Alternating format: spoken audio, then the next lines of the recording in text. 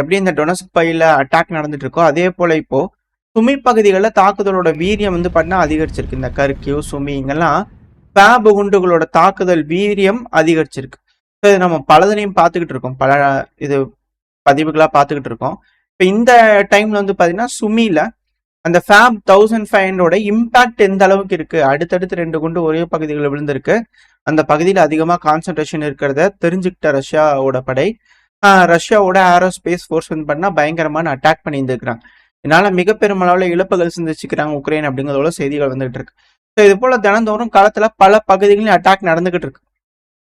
So கல்யாணம் வந்து பார்க்கும்போது ரஷ்யா தினந்தோறும் நடந்துட்டு தான் இருக்கு. ஆனா இப்படி இருக்கும்போது பேச்சுவார்த்தைன்றாங்க. ஆனா இப்போ பிரிட்டன் வந்து பாத்தீங்கன்னா எக்ஸ்டெண்ட் பண்ணிக்கிறாங்க, உக்ரைனுக்கு ட்ரைனிங் கொடுப்பாங்க இல்லையா, ஸோ அந்த ட்ரைனிங் கொடுக்கறத வந்து பாத்தீங்கன்னா எக்ஸ்டெண்ட் பண்ணிக்கிறாங்க 2026 வரைக்கும். ஸோ இதுக்கு அதை பிரிட்டனோட டிஃபென்ஸ் மினிஸ்டர் தரப்பு வந்து கன்ஃபார்ம் பண்ணிக்கிறாங்க. உக்ரைன்ல இருந்து படை வீரர்கள்லாம் ஆளுங்களை பிடிச்சி கொடுத்தாங்க அப்படின்னா கொண்டு போய் பிரிட்டன்ல வச்சு ட்ரைனிங் கொடுத்து திருப்பி அனுப்பிச்சு வைப்பாங்க. சில பகுதிகள் யூரோப்பியன் யூனியன்ல சில பகுதியில் வச்சு ட்ரைனிங் கொடுத்து அனுப்பிச்சு வைப்பாங்க. ஸோ இது போல பல நாடுகளும் அக்ரிமெண்ட் போட்டிருக்காங்க உக்ரைன் கூட. ஆனா இப்ப ஆளுங்க வேணும், ஆளுங்க பற்றாக்குறை இருக்கு. ஆளுங்களை பிடிக்கிறதுக்கு வந்து பார்த்தா டிசிசி பல வகையா கவுட்டியா யோசிச்சு ரெடி பண்ணி போய் ஆளுங்களை பிடிச்சாலும் இப்ப பதிலுக்கு அதி தீவிரமா வந்து பாத்தீங்கன்னா மக்கள் போராட்டம் பண்ண ஆரம்பிச்சாங்க. இப்ப சண்டையே பிடிக்க ஆரம்பிச்சாங்க, பயங்கரமா நட்டி. அதாவது ராணுவ உடையில இருந்தாதானே பிரச்சனை வரும்னு சிவிலியன் உடைக்கு மாறி ஆளை பிடிச்சிட்டு போலாம் அப்படிங்கிற ட்ரை பண்ணா ராணுவ உடையில இருக்கிறவங்கள தான் அடிக்க கூடாது, சிவிலியன் உடையில இருக்கிறவங்கள அடிக்கலாம் இல்லையா அப்படிங்கிற மக்கள் வந்து பாத்தீங்கன்னா கையில ஆயுதம் ஏந்தி ஒரு விளாசிட்டு இருக்கிறாங்க.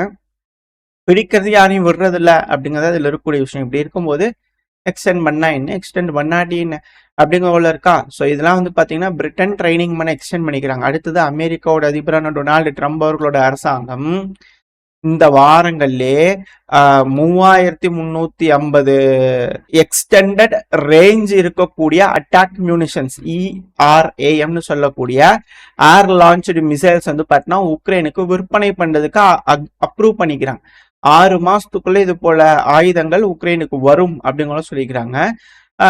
இது வந்து பண்ண எக்ஸ்டெண்டட் ரேஞ்ச், வெகு தூரம் போய் தாக்குதல் பண்றதுக்கு இது போல விமானங்களுக்கு யூஸ் பண்ணாங்கன்னா ஏர் லான்ச்டு மிசைல் வந்து பண்ண யூஸ் பண்ண முடியும். எதுக்காக இதை தராங்க அமெரிக்கா அப்படின்ற கேள்வி வருது. அது இல்லாம பென்டகான் தரப்பு வந்து கன்ஃபார்ம் பண்ணிக்கிறாங்க ரஷ்யாக்குள்ள அட்டாக் பண்ணக்கூடாது, அதை நாங்க வந்து சில மாசங்களுக்கு நாங்க ஸ்டாப் பண்ணி வச்சுக்கிறோன்றது போல செய்திகள் வருது. ஆனா இது போல செய்திகளும் வந்துகிட்டு இருக்கு. பிரச்சனை முடியுது பேச்சுவார்த்தை அப்படிங்கிற சொல்றாங்க. பட் ஆனா வந்து பாத்தீங்கன்னா எதுக்காக ப்ரிப்பேர் ஆகுறாங்க அப்படிங்கிற கேள்விகள் வருது இல்லையா. அது மட்டும் இல்லாம இது எப்படி எடுத்துக்கலாம்னா சில அனலிஸ்ட் தரப்புன்னு சொல்லக்கூடிய விஷயங்கள் என்னன்னா ஏர் சப்போர்ட் அமெரிக்கா தரதா சொல்லியிருந்தாங்க இல்லையா. ஸோ ஏர் சப்போர்ட் வான் பாதுகாப்புக்காக என்ன மாதிரியான ஆயுதங்கள் வேணாலும் அமெரிக்கா உக்ரைன் தருவாங்க. ஸோ அது போலையா அப்படின்ற கேள்வி இருக்கு. இப்போ இது மட்டும் இல்லாமல் போன பதிவில் நம்ம கனடா எந்த அளவுக்கு உதவிகள் பண்ணுறாங்கன்னு பார்த்தோம். இப்போ நார்வே வந்து பார்த்தீங்கன்னா ஓடோடி வந்து 7 பில்லியன் கொர்னார் வந்து பார்த்தீங்கன்னா கொடுக்க போகிறோம். அது அவங்க நாட்டு காசு. இதை டாலருக்கு கன்வெர்ட் பண்ணிங்கன்னா $695 மில்லியன் நினைக்கிறேன். ஸோ அந்த அளவுக்கு வந்து பார்த்தீங்கன்னா உக்ரைனுக்கான ஏர் டிஃபென்ஸ் பாதுகாப்புக்கு நாங்கள் கொடுக்குறோம் அப்படிங்கிறது போல எய்டுகள் அடுத்தடுத்து வந்துருக்கிறாங்க. இது போல தொடர்ந்து அழுத்தங்கள் ரஷ்யாவுக்கு கொடுக்குற மாதிரி இருக்கு. ஏன்னா உதவிகள் உக்ரைனுக்கு அதிகப்படியா இருக்கு. உதவிகள் அதிகப்படியா உக்ரைனுக்கு வருதுனால என்ன பிரச்சனை பெருசா ஆக போகுதா அப்படின்ற கேள்விகள் அச்சங்கள் பல அனலிஸ்டுக்குள்ளே இருக்கு. அது மட்டும் இல்லாம இப்ப லுகஷெங்கோ அவர்கள், பெலரூஸோட அதிபரான லுகஷெங்கோ அவர்கள் பத்திரிகை சந்திப்பு பல விஷயங்கள் பேசியிருக்காரு. அதுல மெயினான விஷயம் என்னன்னா நான் ட்ரம்ப் அவர்களுக்கு பொறுமையா சொல்லி சொல்லிட்டு இருக்கிறேன். நான் எங்க தலைவரே கொஞ்சம் அமைதியா இருங்க, கொஞ்சம் அமைதியா காம் டவுனா இருக்கணும், பொறுமையா பேசணுங்க. ஏன் தெரியுமா, பெரிய மீட்டிங் நடக்க இருக்கு இல்லையா புட்டின் அவர்களோட. அவர்கிட்ட வந்து பாத்தீங்கன்னா அழுத்தங்கள் ப்ரெஷர் ஆன் புட்டின் அப்படிங்கிறது போல நீங்க ஏதாவது ப்ரெஷர் பண்ணீங்கன்னா, நார்மலா சொல்ற அவரோட பழக்கத்தை வச்சு சொல்றேன், எனக்கு தெரிஞ்சவர் தானே, அவரு எந்த முடிவு எடுக்க மாட்டார். ப்ரெஷரா இருக்குன்னு ஃபீல் பண்ணாருன்னா சிவனேன்னு மாத்திரை போட்டு படுத்துக்குவாரே தவிர முடிவுகள் எதுவும் எடுக்க மாட்டார். இந்த பிட்டு என்னோட பிட்டு. ஆனா அவர் என்ன சொல்லியிருந்தாரா, ப்ரெஷர்ல எந்த வேலையும் அவர் செய்ய மாட்டார், முடிவுகளே எடுக்க மாட்டார், கொஞ்சம் நேரம் கழிச்சு பாத்துக்கலாம் அப்படிங்கிற தள்ளி போட்டுருவாரு. அப்புறம் வீணா போயிரு நீங்க போட்ட ப்ரெஷர்லாம் அப்படிங்கிற பண்ணா லுகஷெங்கோ அவர்கள் வந்து பாத்தீங்கன்னா காமெடியா வந்து பண்ண பத்திரிகையாளர் சந்திப்போம் பல விஷயங்கள் பேசினாரு. அதுல இதுல ஒரு விஷயம் வந்து பண்ண ஹைலைட்டா வந்து பண்ண பொறுமையா சொல்லிக்கிறாரு. இது போல பல விஷயங்கள் சொல்லிக்கிறார். இது இந்த ரஷ்யா உக்ரைன் பிரச்சனையில் நடக்கக்கூடிய விஷயங்கள். அதெல்லாம் வச்சு பார்க்கும்போது இப்போதைக்கு இது முடியிற மாதிரி கண்ணு கெட்டின தூரம் வரைக்கும் இல்லை இல்லையா. அடுத்தது வந்து பாத்தீங்கன்னா மிடில் ஈஸ்ட்க்கு வந்துடும் அப்படின்னா, மிடில் ஈஸ்ட்ல இஸ்ரேல் வந்து பாத்தீங்கன்னா நேத்திக்கு, அதாவது ஆகஸ்ட் 24 யமன் ஹவுதிஸ் மேல, அதுவும் பிரசிடென்ஷியல் பேலஸ் மேலே அட்டாக் பண்ணிட்டோம். இது என்ன தெரியுது, மிக பெருமளவில் இழப்புகள் ஏற்படுத்தும். உங்களோட ரேடார், எங்களோட ரேடார்க்குள்ள தான் நீங்களா இருக்கிறீங்க, புரியுதுங்களா. எதை வேணாலும் நாங்க தாக்கி அளிப்போம் அப்படிங்கிறதுல ஒரு மிரட்டல்கள் இஸ்ரேல் தரப்புல இருந்து இருக்கு. மொத்தம் 14 விமானங்கள், 40க்கும் மேற்பட்ட மிசைல்களை யூஸ் பண்ணி மிக கொடுமையான தாக்குதலை யமன் ஹவுதிஸ் மேல பண்ணிக்கிறாங்க அப்படிங்கிற சொல்றாங்க. இழப்புகள் இறப்புகள் அதிகரிச்சுக்கிட்டே இருக்கு யமன் ஹவுதிஸ்குள்ள. இந்த ஸ்ட்ரைக்குக்கு பல தரப்புல இருந்து கண்டனங்கள் வந்துட்டு இருக்கு. அதுவும் குறிப்பா ஹமாஸ் தரப்புல இருந்து கடுமையான கண்டனங்கள். இது அரப் கண்ட்ரியோட சாவர்னிட்டிக்கு எதிரானதுன்ற கண்டனங்கள்லாம் வந்துகிட்டு இருக்கு.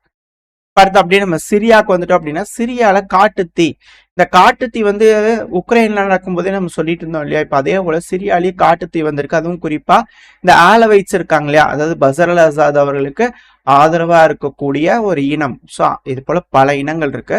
அதுல ஆலவைட்ஸ்னு ஒரு இனம். ஸோ இவங்க இருக்கக்கூடிய அந்த மவுண்டைன்ஸ், ஏன்னா இங்கதான் வந்து பாத்தீங்கன்னா இந்த ரஷ்யாவோட பேஸ்ல இருக்கு. ஸோ இந்த இடத்துல காட்டுத்தீ வந்து பாத்தீங்கன்னா ஏற்பட்டிருக்கு. இதுக்கு என்ன குற்றச்சாட்டுகள் இருக்கிறாங்கன்னா, ட்ரோன்கள் வந்து பாத்தீங்கன்னா அந்த இடத்துல தீ ஏற்படுத்தி விட்டு போயிடுச்சு அப்படிங்கிற குற்றச்சாட்டுகள் வருது. மிக பெரும் அளவுல தீ விபத்துகள் அந்த பகுதியில் நடந்துகிட்டு இருக்கு. ஸோ சிரியா வந்து பாத்தீங்கன்னா துண்டா போட்டு பிரிச்சுட்டாங்க அப்படிங்கிற மாற்றுக்கிறதுல. அது மட்டும் இல்லாம இப்போ இந்த சமயத்துல வந்து பாத்தீங்கன்னா அல் சாரா அவர்கள் இருக்கா இல்லையா, சிரியாவா ஆண்டுட்டு இருக்கக்கூடிய தற்போதைய ஆளுகின்ற அரசாங்கம்.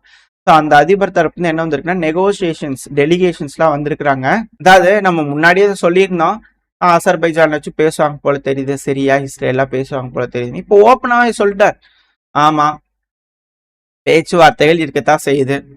சிரியாவும் இஸ்ரேலுக்கு நடுவுல ப்ராக்ரஸ் இருந்தது அப்படின்னா, ஒரு நல்ல முடிவுகள் எட்டப்படுது அப்படின்னா, நெகோசியேஷன்ல பாதுகாப்பு சம்பந்தப்பட்ட விஷயங்கள்லாம் கண்டிப்பா நான் அதை எடுத்துக்குவோம்பா அப்படிங்களா. இப்ப சிரியா வந்து பாத்தீங்கன்னா அப்படியே இஸ்ரேலுக்கு ஆதரவாவா இல்ல இஸ்ரேலோட இணையதா அப்படிங்கிற கேள்விகள் வருது. இந்த இடத்துல பிரிவுகள் அப்படிங்கிறது நடந்துருச்சு. சிரியாவை பொறுத்த வரைக்கும் பிரிவுகள் நடந்துருச்சு. இந்த மாதிரியான முடிவுகள் இஸ்ரேலும் சிரியாவை எடுக்க போறாங்க அப்படிங்கிற வெயிட் பண்ணி பார்த்தலாம். இது மிக பெரும் இழப்புகள் தான் அரபுலக நாடுகளுக்கு. அதை அவங்க புரிஞ்சுக்கிட்டாங்கன்னா பரவாயில்ல, இல்லைன்னா மிக பெருமளவு சிக்கல் சந்திப்பாங்கன்னு பல அனலைசர் இந்த கருத்துக்கள் இருக்கு. வெயிட் பண்ணி பார்ப்போம் என்ன நடக்க போகுது.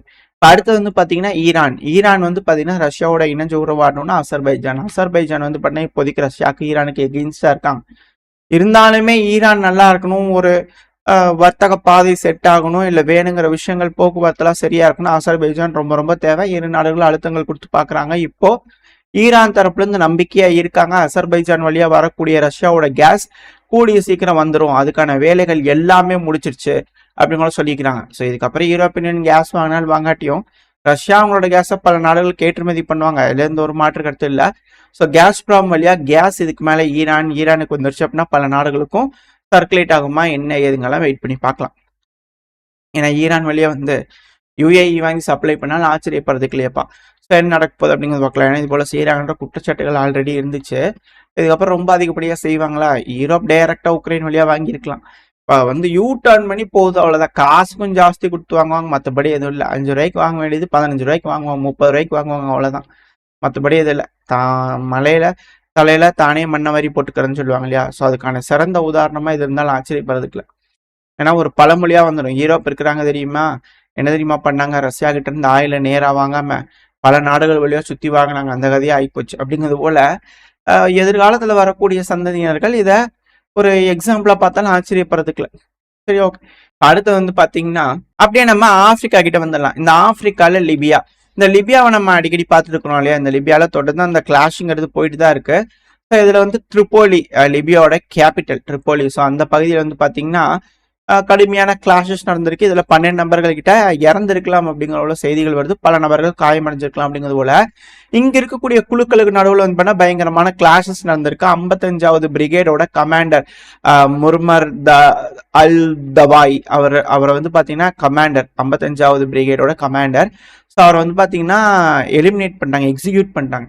ஸோ இதனால அங்கே ஏகப்பட்ட கலவரங்கள் நடந்துட்டு இருக்கு, மிக பெரும்பாலான சண்டைகள் போயிட்டு இருந்தது. ஸோ இதுலதான் இது போல இறப்புகள் இருக்கு. ஸோ ஒரு நபர்களா வந்து பாத்தீங்கன்னா ஆளுகின்ற அரசாங்கத்துக்கு ஃபேவரா இருக்கக்கூடிய நபர்கள்லாம் இறந்துகிட்டு இருக்காங்க. ஸோ இது மிக பெருமளவுல பின்னடைவா இருக்கு. ஸோ என்ன நடக்க போகுது அப்படிங்கிறது பார்த்தலாம். ஏன்னா யூஎன் அங்கீகரிக்கக்கூடிய ஒரே அரசாங்கம் இப்போ அவங்க அங்க இல்லை அப்படிங்கும் போது அப்புறம் ரஷ்யாவுக்கு ஆதரவா இருக்கிறவங்க ரஷ்யா அப்படிங்கிறது போல சொல்லிடுவாங்க.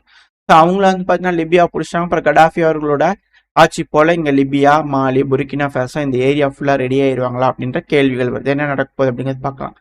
அடுத்து அப்படியே நார்த் கொரியாவுக்கு வந்துட்டா, நார்த் கொரியாவோட லீடரான கிம் ஜாங் உன் அவர்கள் ரொம்ப நாளா வந்து பாத்தீங்கன்னா வெயிட் பண்ணிட்டு இருந்தாரு. சரி வாங்க சோதனை பண்ணி பார்க்கலாம் அப்படிங்கிற புதுசா 2 ஏர் டிஃபென்ஸ் மிசைல் வந்து பார்த்தீங்கன்னா சோதனை பண்ணி பார்த்துதான் சொல்லிக்கிறாங்க சில நபர்கள். Surface to air launched missile சோதனை பண்ணி பார்த்துருக்காங்க அப்படிங்கிற சொல்றாங்க. பட் ஆனால் சில மீடியாக்கள் தரப்பு வந்து இது வந்து ஏர் டிஃபென்ஸ் சிஸ்டம் அப்படிங்கிற சொல்றாங்க. எது எப்படியோ இது போல 2 மிசைல் சோதனை வந்து பாத்தீங்கன்னா கிம் ஜாங் உன் அவர்கள் செஞ்சுக்கிறார். இது சக்சஸ் அப்படிங்கிற சொல்லிக்கிறாங்க. ஸோ நார்த் கொரியா தான் ஆயுத வளர்ச்சியில அடுத்த கட்ட வளர்ச்சி நோக்கி போயிட்டு இருக்கிறாங்க. அது ரஷ்யாவோட இணைஞ்சு செயல்பட்டுக்கிட்டு இருக்காங்க. இப்ப டைரக்டா ரஷ்யாவோட களத்துல இணைஞ்சு செயல்படுறது அப்படிங்கிறது நார்த் கொரியா. இந்த பிரச்சனை இன்க்ரீஸ் ஆகுது அப்படிங்கும்போது அடுத்தது ஈரான், பெலரூஸ் இது போல பல நாடுகளும் உள்ள இணைஞ்சிருவாங்களா? அப்படி நடக்குது அப்படின்னா இந்த பிராந்தியம் முழுவதும் போர் வெடிச்சிருமா அப்படிங்கிற அச்சங்கள் இருக்கு. ஏன்னா இந்த பிரச்சனை முடியுன்ற நம்பிக்கை இருந்தா இந்த பிரச்சனையெல்லாம் முடியாது அப்படிங்கிறது போல வேற விதமான செய்திகள் நம்ம காதுக்கு வந்துகிட்டு இருக்கு. இது போல எந்த விஷயமும் நடக்காம பேசி பிரச்சனையை முடிச்சுக்குவாங்கன்ற நம்பிக்கையில இந்த பதிவை நம்ம முடிச்சுக்கலாம். இந்த பதிவு நல்லா இருக்கும்னு நம்பிக்கையில் அடுத்த பேர் உங்க சந்திக்கிற. Stay safe. பை.